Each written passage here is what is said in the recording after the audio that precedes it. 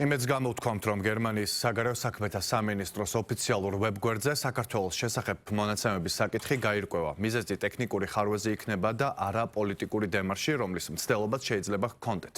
ამის შესახებ საპარლამენტო უმრავლესობის წევრმა ირაკლი შატაკიშვილმა განაცხადა. მისივე თქმით, 2024 წლის საპარლამენტო არჩევნების დღიდან გერმანულ მხარესთან საკითხზე კომუნიკაცია სხვადასხვა არხებით იყო, თუმცა საპასუხოდ სხვადასხვა მიზეზები სახელდებოდა. როგორც დეპუტატმა აღნიშნა, გერმანულ მხარეს ვერბალური ნოტით მიმართავენ და საქართველოს სახელმწიფოს შესახებ ინფორმაციის განახლებას მოითხოვენ.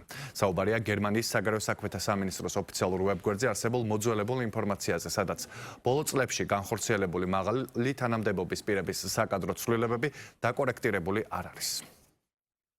ისეთ ქვეყნებთანაც კი, რომლებთანაც შეიძლება ითქვას, რომ გერმანიას ღია კონფლიქტი აქვს გამოცხადებული, როგორიცაა რუსეთი, ბელორუსი, სხვა არადემოკრატიული ქვეყნები, მათი პროფილები განახლებულია, საქართველოს კიდევ არა.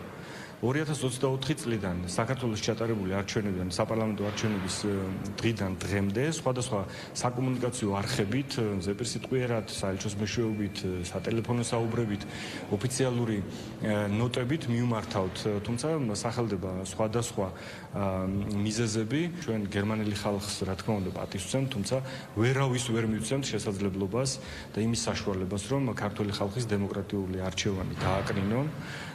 საბოლოო ჯამში იმედს გამოვთქვამთ, რომ გაირკვევა ეს საკითხი და საქმე ექნება ტექნიკურ ხარვესთან. როცა ერთი და იგივე ჭალებში შეცდომის დაშვება ხდება, ეს არ არის შეცდომა, ალბათ ეს არის გაზრახ გაჟღერებული საკითხი.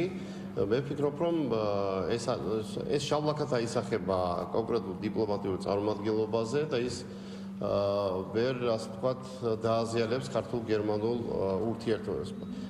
სალომე ზურაბიშვილი, როგორც ჩანს, რჩება კონკრეტული წარმომადგენლობისათვის, მათთვის შიდა მოხმარების პრეზიდენტად და ეთყობა ასეთ შიდა მოხმარებით სარგებლობს გერმანული დიპლომატიური წარმომადგენლობა, რაც სამწუხაროა. ეროვნებამდე უნდა გააგრძელოს ეს მასკარადი ამ დიდი ევროპული ქვეყნის ძალიან მნიშვნელოვანმა სამინისტრომ, საგარეო საქმეთა სამინისტრომ. ეს ხომ მასკარადია.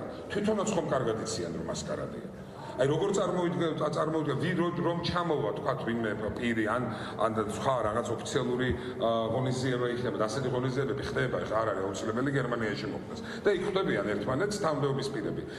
მას რა ქვია, პრეზიდენტად მიიღებენ სალომე ზურაბიშვილს და ნუ მერე აი რა იქნება ეს? არ იქნება მასკარადის და შაპიტოს გაგრძელება? ნუ ამით რას უსმევენ? ხაზა რას არ აღიარებენ? იმას არ აღიარებენ, რაც თელმა მსოფლიომ აღიარა და ქართულმა ხალხმა აღიარა პირველ რიგში. ეს არის ქართული ხალხის მიმართ მეგობრული დამოკიდებულება?